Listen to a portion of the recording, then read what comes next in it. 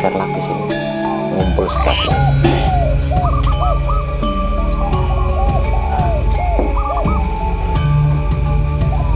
Maju lagi sini, sini ke depan, panjenengan ke depan ini. Nah, yang lainnya mundur ke belakang sana.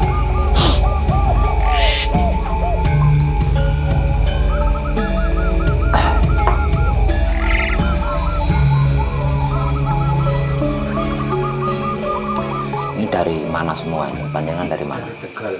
Dari Tegal. Panjenengan Tegal. Blitar. Panjenengan dari Medan. Dari Medan. Panjenengan dari mana? Tegal. Tegal juga. Panjenengan Tegal. dari Tegal. Panjenengan Lamongan. dari Lamongan.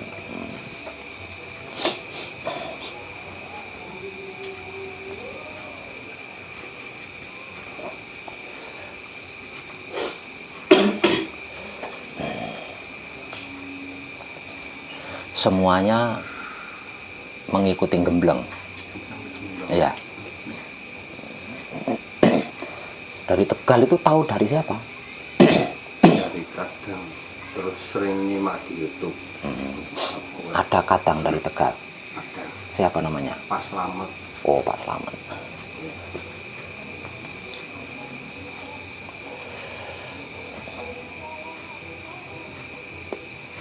Yang dari Medan sendiri. Sendiri.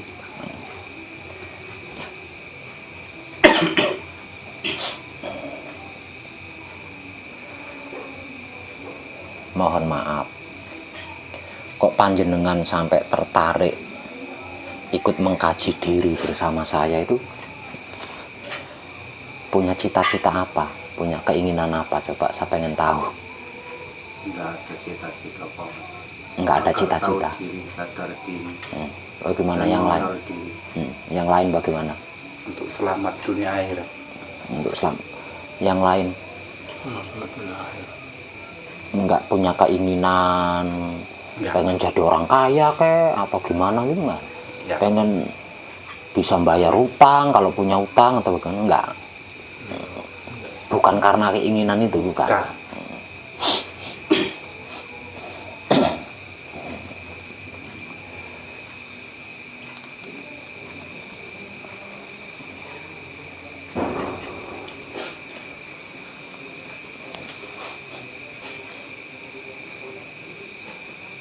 Lah terus yang membuat panjenengan tertarik dengan pengkajian diri yang saya lakukan itu menurut panjenengan, ya, menurut yang panjenengan ketahui dari YouTube itu tentang apa?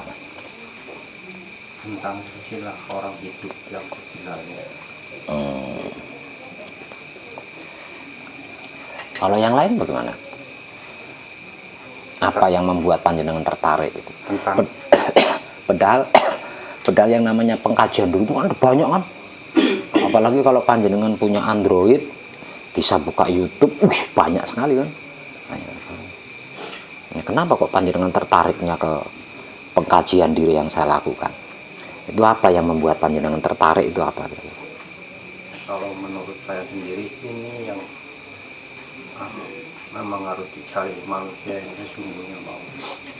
Tapi mayoritas bahkan ada komentar yang mengatakan saya sesat loh. Siap ya yang ngatain sesat. Saya nggak ngatain. Itu kan orang lain ngatain. Enggak, maksudnya kok jenengan nggak terpengaruh gitu, malah justru mengambil kesimpulan bahwa inilah sesungguhnya yang dicari oleh manusia, yang harus dikaji sama manusia itu harusnya ini. Kok malah tertarik ke situ. Padahal kan ada beberapa komentar yang wah yang sesat lah, yang wah pengajian sesat kok yo banyak pengikutnya, yo enak ya, ada kan yang komentar gitu kan ada. Jangan mencampur adukkan apa agama dengan ilmu spiritual, banyak komentar-komentar yang gitu. Itu biarin aja, nggak saya hapus, maksudnya buat perenungan panjenengan gitu, supaya panjenengan nggak gampang percaya, nggak mudah tertarik dengan apa yang saya informasikan dengan adanya komentar-komentar tersebut.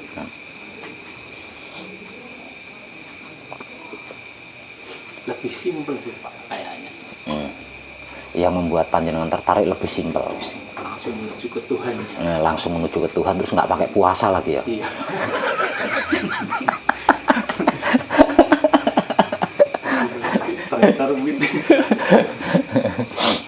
yang lain alasannya apa coba? Saya pengen tahu ini. Apalagi video-video baru saya yang sekarang-sekarang ini kan saya lebih menunjukkan, lebih sering menunjukkan kesulitannya kan daripada video-video yang dulu kan. Iya. Nah, semakin saya tunjukkan ini loh sulit, ini loh ini sulit sekali. Loh, malah panjenengan malah milih dengan malah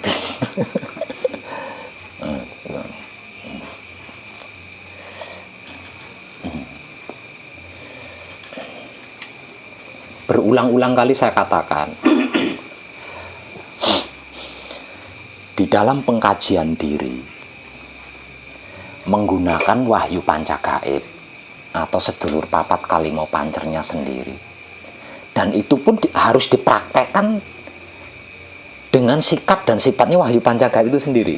Tidak bisa wahyu pancagaib dipraktekkan dengan agama, wahyu pancagaib dipraktekkan dengan kejawen atau kepercayaan, wahyu pancagaib dipraktekkan dengan ilmu, akal, pikiran, itu tidak bisa. Jadi wahyu pancagaib atau sedulur papat kalimo pancer itu hanya bisa dipraktekkan menggunakan sikap dan sifatnya wahyu pancagaib itu sendiri, atau sikap dan sifatnya sedulur papat kalimo pancer itu sendiri. Tidak bisa dipraktekkan dengan yang lain.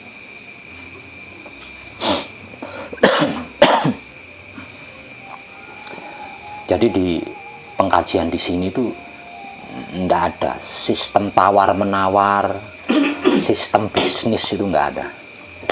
Di politik itu nggak bisa juga. Di politik juga nggak bisa.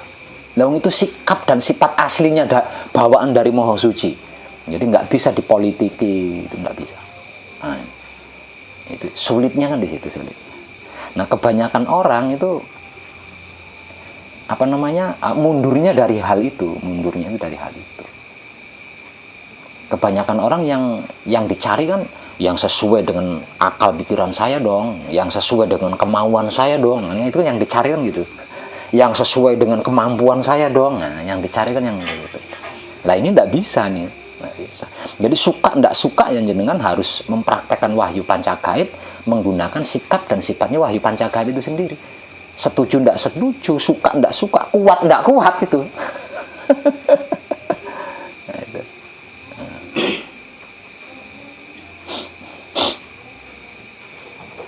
Nah letak sulitnya itu di situ. Jadi tidak bisa kita lakukan sesuka-suka saya gitu, nggak bisa. Sesuka-suka aku, semau-mau gue, nggak bisa. Nggak bisa. Itu wahyu pancagaib itu seperti itu. Nah, itu letak sulitnya di situ. Nah sulit itu masih belum selesai. Masih ada lagi, apa itu? Rumit. Nah, sudah sulit, rumit lagi. Rumitnya di mana? Rumitnya semuanya itu harus dilakukan dengan kesadaran. Wah, ini kan rumit sekali. Nah, kita kan terbiasa melakukan apapun, kita sudah terbiasa dan asik kan melakukan apapun dengan akal pikiran, dengan cara kita, dengan sistem kita, dengan ilmu pengalaman kita. Kita kan sudah terbiasa di situ kan, sudah asik di situ kan, selama bertahun-tahun itu seumur hidup. Nah sekarang diubah, harus dilakukan dengan kesadaran. Maka kesadarannya bukan kesadaran biasa. Kesadarannya adalah kesadaran cinta kasih sayang hidup. Bukan kesadaran cinta kasih sayang mati, bukan, hidup. Kesadaran cinta kasih sayang hidup. Sulit dan rumitnya itu bukan karena kita tidak mampu, bukan karena manusia tidak mampu, bukan, karena manusia belum terbiasa di situ. Jadi sulit dan rumitnya itu dikarenakan belum terbiasa, bukan karena tidak mampu, bukan. Tapi apapun alasannya, mau sudah terbiasa ataupun belum terbiasa, ya tetap sulit, tetap rumit. Nah, benang merah daripada laku pengkajian kita ini adanya di situ. Adanya di situ.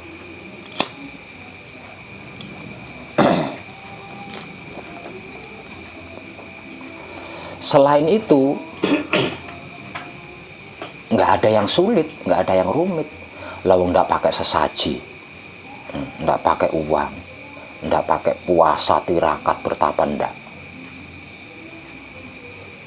Letak sulitnya di mana? Letak rumitnya di mana?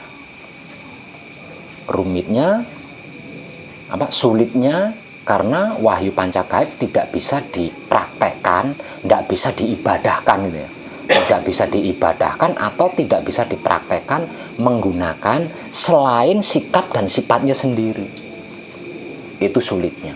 Rumitnya, dan ketika mempraktekkan atau mengibadahkan wahyu pancagaib menggunakan sikap dan sifatnya wahyu pancagaib itu sendiri, ini harus bermain kesadaran.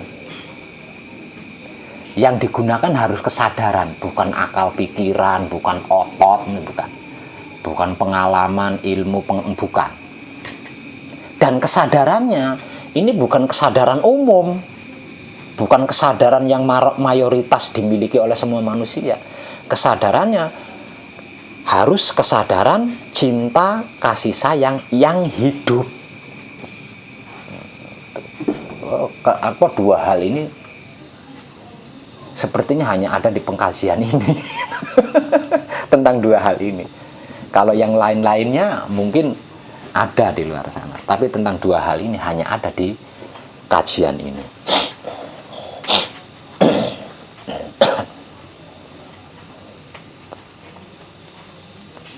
Lah panjenengan selama manekung, selama gembleng, selain berupaya menghafal jati diri, panjenengan juga melatih diri panjenengan semaksimal mungkin tentang kesadaran cinta kasih sayang hidup ini.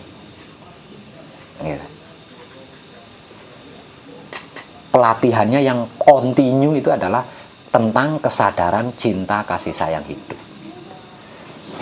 Nah, kalau pelajaran selain itu ada istirahatnya. Tapi kalau pelajaran tentang kesadaran cinta kasih sayang hidup, ini tidak ada istirahatnya.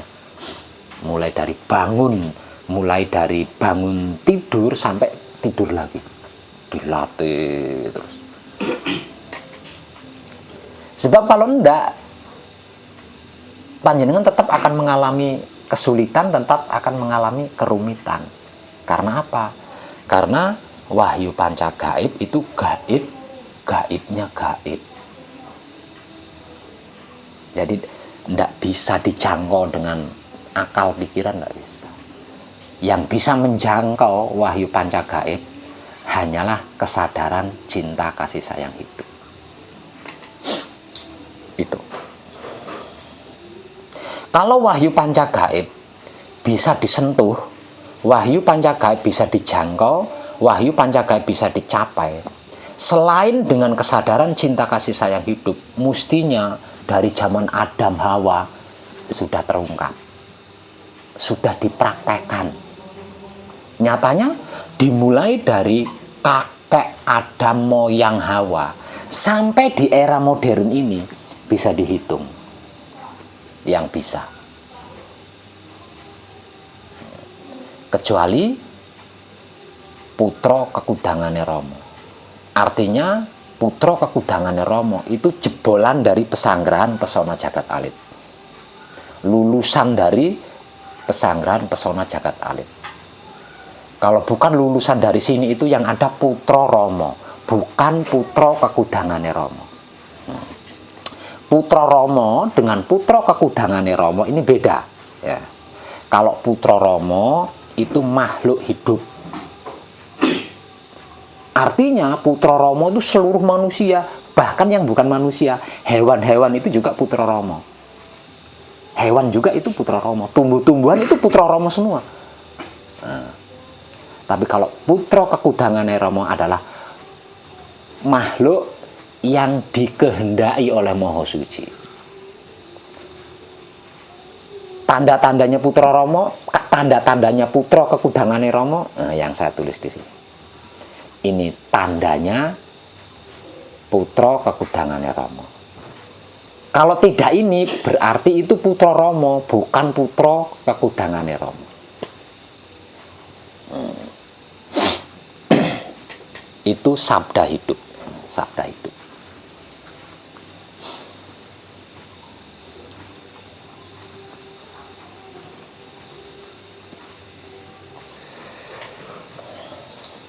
Seluruh manusia hidup ini tanpa terkecuali. Nah, seluruh manusia hidup tanpa terkecuali. Tidak peduli itu Habib, itu Nabi, tidak peduli. Itu kiai, ustadz, santri, rakyat, pejabat, tidak peduli. Orang sakti, orang bodoh, orang kafir, tidak peduli. Seluruh manusia hidup itu dalam keadaan manunggal. Sesungguhnya seluruh manusia hidup itu dalam keadaan manunggal. Sejak awal dan sampai kapanpun, hingga ruh meninggalkan jasad. Tidak ada manusia hidup yang tidak manunggal. Tidak ada manusia hidup yang tidak dalam keadaan manunggal, itu nggak ada. Kecuali orang gila. Kalau dia tidak gila, berarti dia manunggal. Berarti dia dalam keadaan manunggal. Buktinya apa? Kalau dia dalam keadaan manunggal, buktinya bisa membedakan. Kalau api dipegang itu panas. Kalau gabusnya yang dipegang itu nggak panas.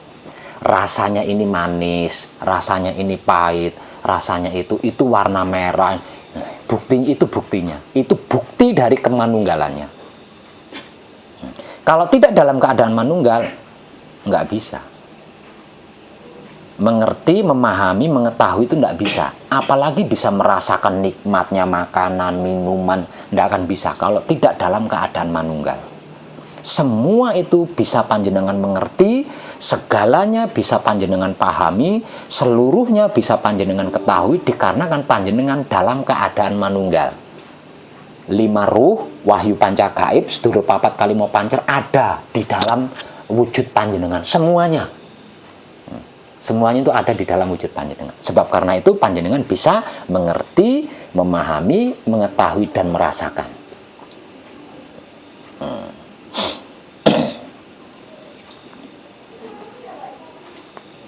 Kalau salah satunya ada di luar diri, wahyu panca gaib atau sedulur papat kalimo pancer atau 5 ruh, satu keluar dari diri kita, artinya yang satu ada di dalam diri, ada di luar diri, yang 4 ada di dalam diri. Gila nyenengan. Gila. Nah, tinggal yang mana ini yang di luar diri ini? Tinggal yang mana? Apa mutmainah, apa aluama, apa amarah, apa supiyah. Nah, kalau salah satu dari keempat ini ada di luar diri, jenengan tidak waras, gila jenengan. Atau sebaliknya, mutmainah, aluama, amarah, supiyah ada di dalam diri, hidup panjenengan yang di luar diri, mati jenengan. Nah, itu bukti kemanunggalan panjenengan. Lah kalau seperti itu Pak Beb, untuk apa kita mengkaji diri? Di sini pentingnya. Kajian diri itu pentingnya di sini. Agar supaya panjenengan mampu menyadari kemanunggalan diri panjenengan sendiri yang selama ini terlupakan. Jadi mengkaji diri bersama saya adalah tak lain dan tak bukan, endingnya itu menggugah kesadaran cinta kasih sayang hidup panjenengan atau mempertajam kesadaran cinta kasih sayang hidup panjenengan agar supaya kemanusiaan panjenengan atau keorangan panjenengan itu mampu menyadari kemanunggalan panjenengan. Dan ketika kesadaran cinta kasih sayang hidup panjenengan mampu menyadari kemanunggalan panjenengan, maka panjenengan akan tersebut sebagai manunggal jati. Jadi manunggal jati itu sudah bisa menyadari. Kalau belum bisa menyadari, masih manunggal, belum manunggal jati. Seperti itu. Nah, Karena sebab itu, pelatihan yang tidak boleh putus adalah pelatihan tentang kesadaran cinta kasih sayang hidup. Mulai dari bangun tidur sampai tidur lagi, terus dilatih selama panjenengan gembleng. Agar supaya setelah panjenengan meninggalkan pesanggeran saya, panjenengan nanti sudah ahli di rumah itu. Di rumah itu kesadaran cinta kasih sayang hidup panjenengan sudah ahli. Sudah tidak butuh bimbingan lagi. Sehingganya menjadi dewasa dan mandiri sangat mudah sekali. Paham gak?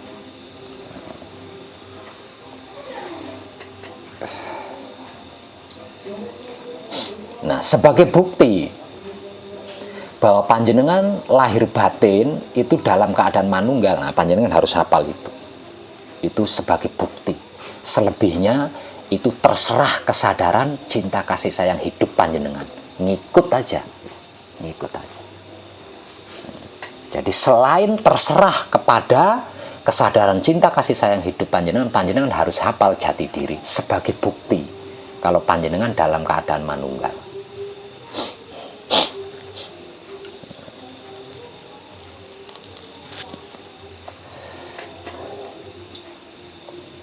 Lalu apa istimewanya manusia hidup yang bisa menyadari kalau dirinya itu dalam keadaan manunggal? Manusia hidup itu duta besarnya Maha Suci hidup. Manusia hidup itu utusannya Maha Suci hidup.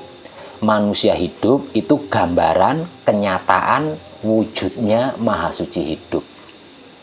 Di dalam manusia hidup itu ada ruhnya Maha Suci hidup. Yang berarti kalau Maha Suci hidup itu kuasa, berarti ruhnya Maha Suci yang ada di dalam diri kita juga kuasa. Nah.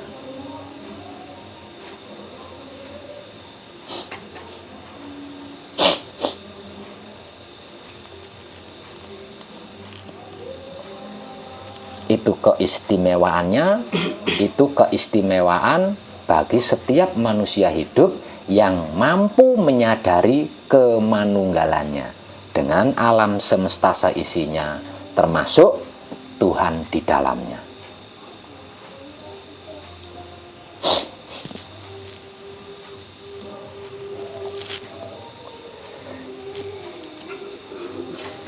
Namun jangan bangga dulu. Wah, kalau Maha Suci hidup itu kaya raya, maha kaya, berarti saya juga kaya. Bener.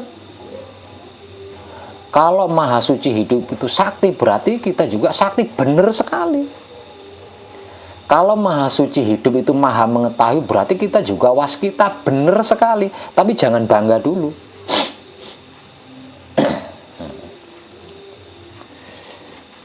Sebab karena ketika kesadaran cinta kasih sayang hidup panjenengan sudah mampu menyadari kemanunggalan wahyu pancagaib, kemanunggalan sedulur papat kalimo pancer, ini panjenengan sudah tidak bisa berpikir buruk lagi, sudah nggak bisa berpikir negatif, berpikir jelek, sudah nggak bisa. Karena kalau panjenengan masih menyukai berpikir jelek, berpikir buruk, berpikir negatif, maka pikiran-pikiran negatif panjenengan sendiri, pikiran-pikiran jeleknya panjenengan sendiri, pikiran-pikiran jahatnya panjenengan ini akan merusak isi kepalanya panjenengan sendiri.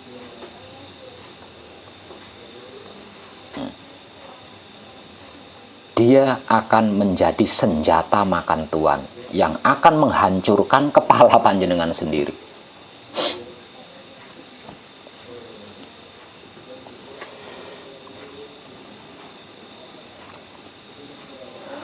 Kalau kesadaran cinta kasih sayang hidup panjenengan sudah mampu menyadari kemanunggalan diri panjenengan, panjenengan sudah tidak bisa lagi sirik, iri, dengki, benci, cemburu, fitnah, sudah tidak bisa lagi. Nah, karena kalau panjenengan masih menyukai rasa dan perasaan sirik, iri, dengki, benci, dendam, cemburu, fitnah, maka itu akan menjadi senjata makan Tuhan yang akan merusak dada panjenengan sendiri, yang akan merusak seluruh tubuh panjenengan sendiri.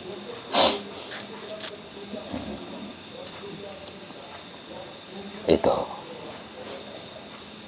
Makanya saya katakan jangan bangga dulu. Ketika kesadaran cinta kasih sayang hidup panjenengan mampu menyadari kemanunggalan panjenengan, yang berarti totalitas luar dalam panjenengan itu wujud kenyataannya Tuhan, utusannya Tuhan, dutanya Tuhan.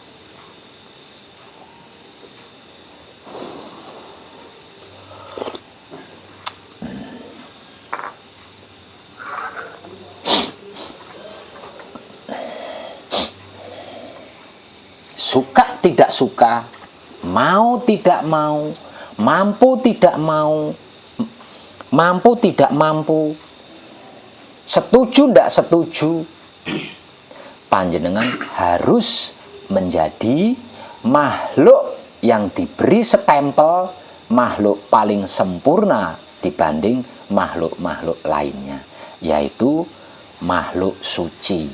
Kalau zaman dulu disebutnya makhluk suci atau wali. Ngeri ya kedengarannya ya. Laku ini siapapun yang mampu mempraktekkan ini zaman dulu itu disebut waliullah, kekasih Tuhan. Jadi jangan jenengan dengernya jangan waliullahnya. Artinya waliullah ini yang harus panjenengan cerna. Artinya waliullah itu adalah kekasih Tuhan. Nggak ngeri kan kalau dimaknai kekasih Tuhan. Coba kalau waliullah, karena bukan bahasa sini, mengerikan sekali, sesat. Gitu ya. Padahal artinya waliullah itu adalah kekasih Tuhan. Semua manusia hidup adalah kekasih Tuhan. Semua manusia hidup adalah waliullah. Tinggal manusia hidup itu sendiri mampu menyadarinya apa enggak. Gitu. Mampu menyadarinya apa enggak. Kalau belum mampu menyadari sudah pasti jahat. Karena tidak tahu kalau dia itu adalah makhluk suci, itu tidak tahu. Tidak paham kalau dia itu utusan Tuhan, itu tidak paham. Makanya jahat perilakunya.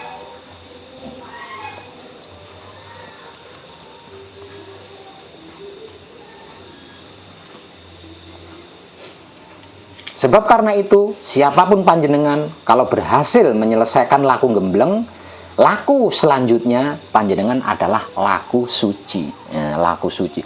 Laku suci paham, laku suci paham. Artinya di sini panjenengan sudah nggak bisa berbuat dosa, berbuat salah. Itu sudah nggak bisa di situ. Karena apa? Karena laku panjenengan adalah laku suci.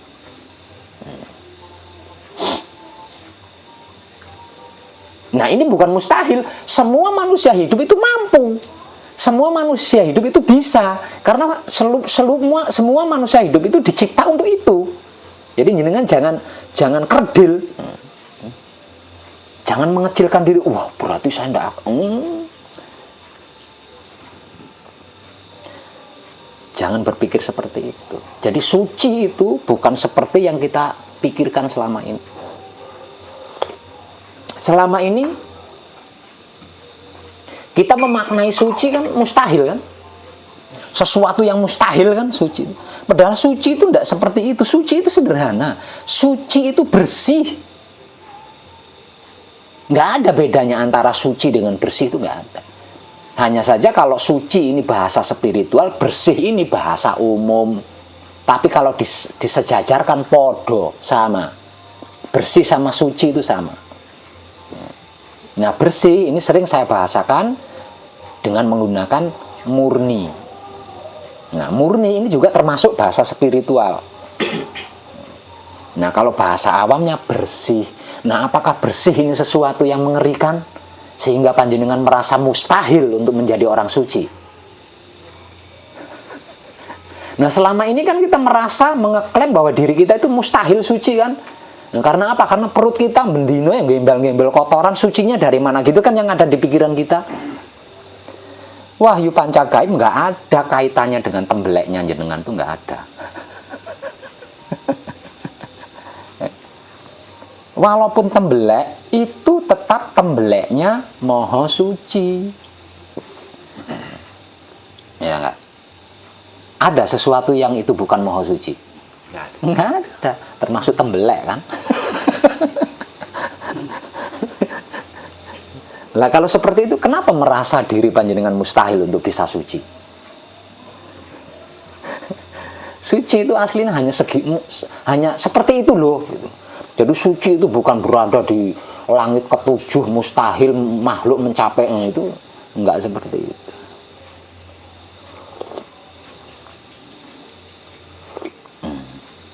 Kata lain dari suci, secara laku disebut murni, secara awam disebut bersih. Baju panjenengan yang panjenengan pakai saat ini, kalau dicuci, sesudah dicuci, nah itu baju panjenengan itu sudah suci. Karena apa? Karena dia bersih dari noda, ya, dari kotoran, itu suci. Nah, suci itu, makna daripada suci itu sesederhana itu loh. Jadi jangan takut dengan kata-kata suci itu. Jangan takut menjadi orang suci itu. Karena apa? Karena panjenengan dicipta sebagai makhluk suci. Gitu.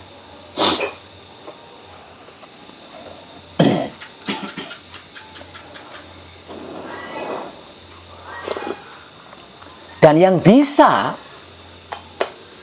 mengerti, memahami, mengetahui semua itu hanya kesadaran cinta kasih sayang hidup.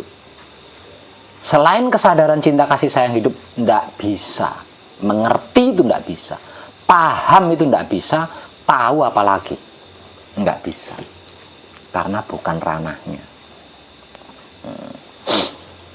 Tanpa kesadaran cinta kasih sayang hidup, otak panjenengan tidak akan mampu menjangkau.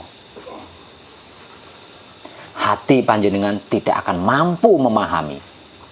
Kelamin panjenengan tidak akan mampu mencerna. Tidak akan mampu. Manunggal jati, bagi mereka yang tidak mampu, bagi mereka yang belum mampu, hanyalah kosong belaka. Tidak ada apa-apa, apa-apa tidak ada. Itu sebagai bukti ketidakmampuan otak kita. Itu sebagai bukti ketidakmampuan hati kita. Itu sebagai bukti ketidakmampuan kelamin kita. Jebule, oh ternyata tidak ada apa-apa. Apa-apa tidak ada. Kosong, nol, atau suwung.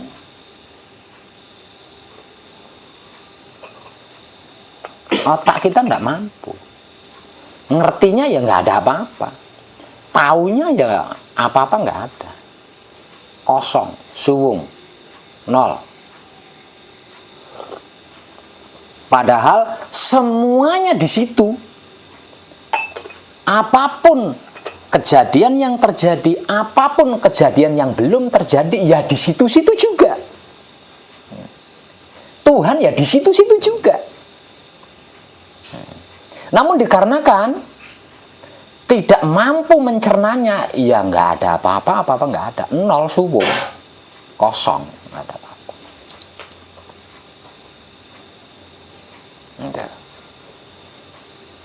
Nah biasanya seorang pelaku spiritual yang berhasil mencapai tingkatan itu berhenti nih, nggak ada apa-apa, apa-apa nggak ada, apa yang mau dicari, lalu nggak ada, ya udah. Berhenti. Merasa sudah berhasil mencapai puncak tertinggi, dan ternyata di puncak tertinggi itu nggak ada apa-apa. Apa-apa nggak ada. Udah berhenti. Tidak berupaya mempertajam, mempertebal kesadaran cinta kasih sayang hidupnya, tidak berupaya. Padahal semuanya, segalanya, seluruhnya di situ-situ juga. Namun dikarenakan otak, hati, kelamin tidak mampu menjangkaunya, maka tidak ngerti apa-apa, tidak paham apa-apa, tidak tahu apa-apa. hanya kosong, hanya hamparan kosong, hamparan suwung, nol, nggak ada apa-apa, apa-apa tidak ada. Nah, kalau mencapai tingkatan itu, tidak ada apa-apa tidak ada, berarti kesadaran cinta kasih sayang hidupnya masih tipis, belum mampu menyadari keberadaan wahyu panca gaib yang gaibnya gaib. Sebab karena itu, agar supaya kita memiliki kemampuan menyadari kemanunggalan kita, keberadaan kemanunggalan kita, realita kemanunggalan kita, kita harus memiliki kesadaran cinta kasih sayang hidup tingkat tinggi, tingkat Tuhan, atau kesadaran tertinggi kalau bahasa awamnya. Nah, ini dibutuhkan pelatihan. Ya. Nah, bentuk pelatihannya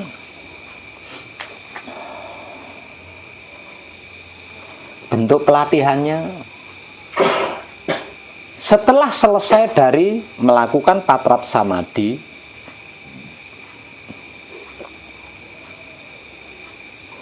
bergerak, sudah dimulai itu bergerak pelan-pelan, berdiri, berjalan pelan-pelan, semuanya dinikmati rasanya. Terus sampai ke duduk, nanti sampai ke minum, yang disempurnakan terlebih dahulu, merokok, yang disempurnakan, itu pelatihan kesadaran cinta kasih sayang hidup. Ketika tidur, bangunnya jangan langsung beranjak, duduk dulu, melakukan patrap samadhi mijil toto lenggah. Selesai melakukan patrap samadhi mijil toto lenggah, apapun pergerakan yang terjadi kepada jiwa raga kita dinikmati rasanya terus. Nah, itu pelatihannya. Sampai panjenengan menjadi ahli. Kalau panjenengan sudah ahli di situ, maka panjenengan memiliki kemampuan menyadari kemanunggalan pribadi panjenengan. Dan ketika panjenengan mampu menyadari kemanunggalan diri pribadi panjenengan, ya panjenengan nggak ada bedanya dengan Tuhan, itu nggak ada bedanya. Nggak ada bedanya. Karena apa? Karena gambarannya.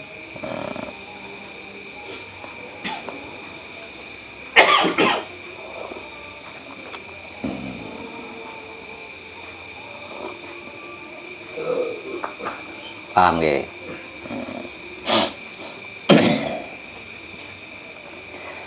Dosa, salah, luput, karma ini terjadi dikarenakan panjenengan tidak mampu menyadari kemanunggalan panjenengan. Anda sejak lahir sampai sekarang ini, panjenengan mampu menyadari kemanunggalan panjenengan, yang artinya semua itu dilakukan dengan kesadaran cinta kasih sayang hidup.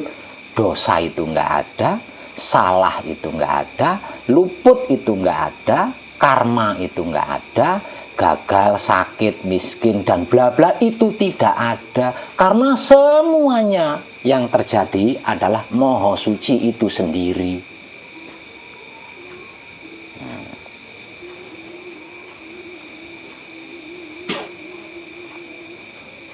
Bisanya seperti yang kita alami selama ini, lawang itu kelakuan kita.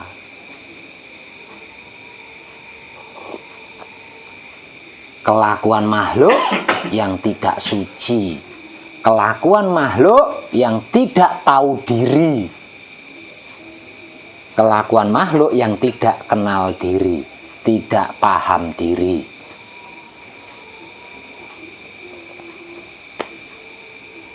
Nah, makhluk yang seperti itu disebut makhluk apa? Makhluk seperti itu disebut mayat hidup.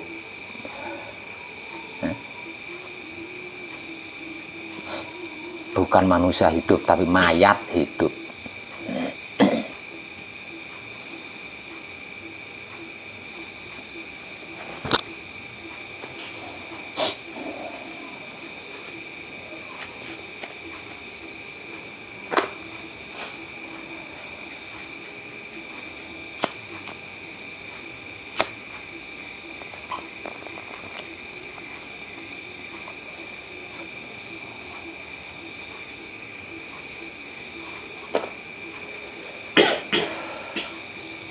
setiap mau mandi mijil dulu, sesudah mandi palungguh panutup, mau makan disempurnakan dulu, sesudah makan palungguh panutup, mau minum disempurnakan dulu, sesudah minum palungguh panutup, mau merokok disempurnakan dulu, sesudah merokok palungguh panutup. Lah kalau sekali duduk ngerokoknya 10 kali berarti disempurnakan ya 10 kali wong panjenengan sedang belajar. Kan tadi sudah katakan pelatihannya kan di sini. Lo sedang latihan ya, merokok berapa kali pun ya harus disempurnakan dan harus selalu palungguh sesudahnya. Lah panjenengan sedang melatih diri tentang kesadaran cinta kasih sayang hidup. Nah kalau panjenengan sudah ahli 1 bungkus rokok, sempurna, selesai udah. Nah kalau belum ahli bisa seperti itu. Tuh.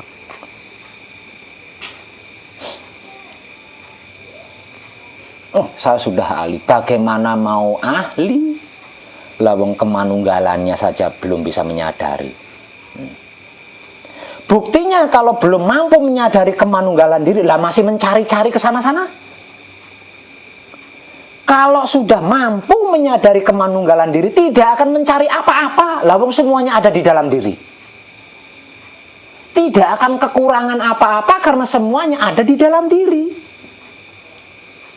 Kalau mampu menyadari kemanunggalan diri, sudah pasti ngerti, sudah pasti paham, sudah pasti tahu, sudah pasti bisa. Kalau belum, berarti belum mampu menyadari kemanunggalan diri. Masih makhluk itu. Belum duta besar. Belum utusan itu. Belum ruh suci. Belum ruhnya moho suci. Belum putra kekudangane Rama. Makanya masih mencari. Dan mencarinya pasti keluar diri. Karena tidak tahu, tidak paham, tidak ngerti bahwa semuanya, segalanya, seluruhnya ada di dalam diri. Di luar diri itu cuma bayangannya tok. Bayangannya itu di luar diri.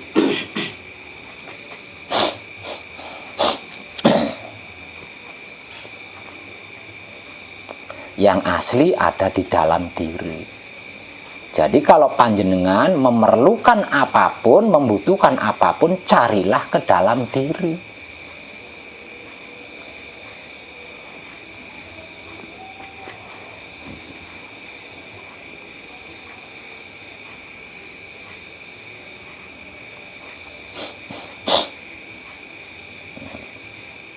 Terus caranya sederhana lagi. Tinggal menyadari, ini wahyu pancagaibku, ini sedulur papat kalima pancerku dalam keadaan manunggal apa enggak ya? Setelah mengetahui wahyu pancagaibnya atau sedulur papat kalima pancernya dalam keadaan manunggal, lah tinggal mikir aja apa yang dibutuhkan. Ketika otakmu berpikir berarti engkau sedang bersabda, dan ketika engkau bersabda terjadilah firman, dan ketika firman itu ada, realitanya pasti akan menjadi ada. Jadi yang terpenting panjenengan mengetahui, memahami, dan mengerti, serta menyadari kemanunggalan diri.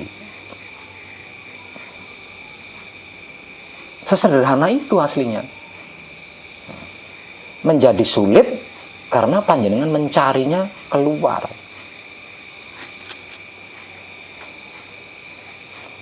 Mencari keluar karena belum mampu menyadari kalau dirinya dalam keadaan manunggal.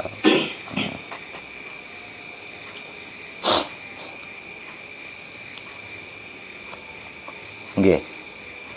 Apapun yang panjenengan perlukan, apapun yang panjenengan butuhkan, panjenengan tinggal mencari tahu diri panjenengan dalam keadaan manunggal apa enggak.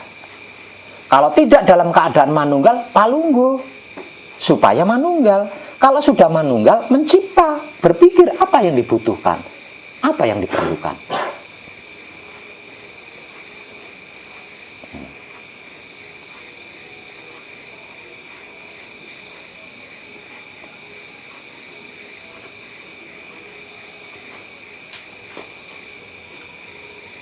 Siapapun yang belum mampu menyadari kemanunggalan dirinya pasti akan mencari kebutuhannya keluar diri, akan mencari keperluannya di luar diri, akan mencari apa yang dia inginkan keluar diri, dan pasti seumur hidup tidak pernah merasa cukup, kurang aja.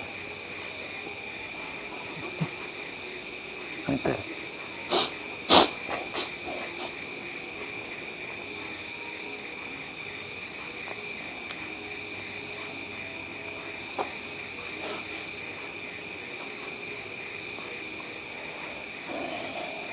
Lah, kesimpulannya kita diciptakan sehebat itu loh.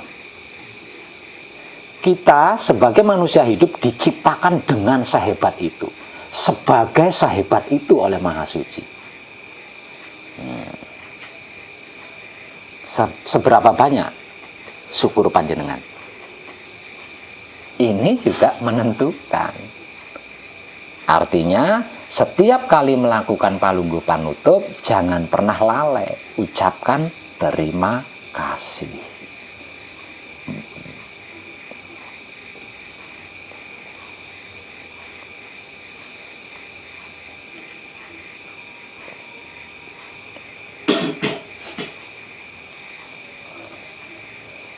Nggih. Jadi selama panjenengan gembleng, hati-hati dengan pelatihan kesadaran cinta kasih sayang hidup, karena itu alatnya itu alatnya.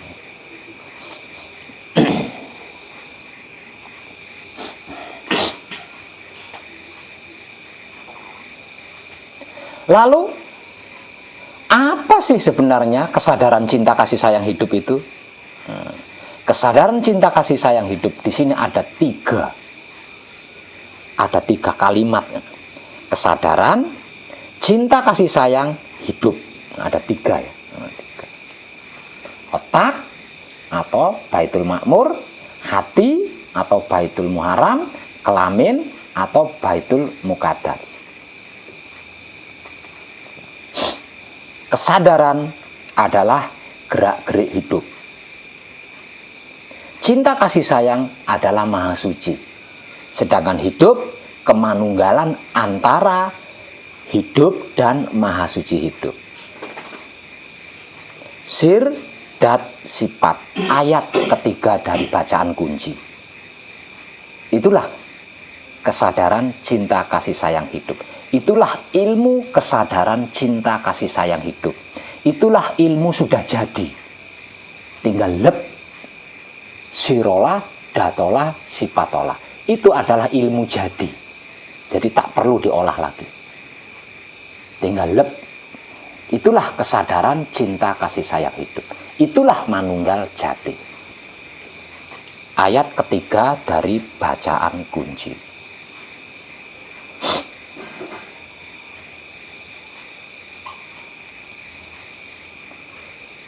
Semua kejadian itu dari sir dat sifat ini.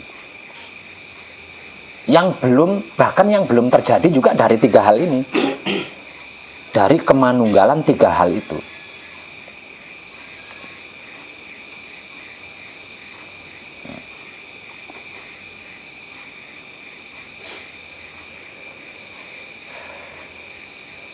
Kita menguasai kesadaran cinta kasih sayang hidup sebagaimana ketika kita pertama kali diciptakan oleh Maha Suci, ya berarti panjenengan makhluk paling sempurna dibanding makhluk-makhluk lainnya. Berarti panjenengan utusan Tuhan. Berarti panjenengan kekasih Tuhan. Berarti panjenengan gambaran kenyataan wujudnya Tuhan. Paham nggih? Cukup kadangan kita malam ini nggih. Kadangan kita malam ini cukup padat, singkat tapi nggih. Dan berbobot pastinya. Maka saya nyatakan kadangan kita malam ini cukup. Terima kasih dan tercerahkan kita semua. Nggih.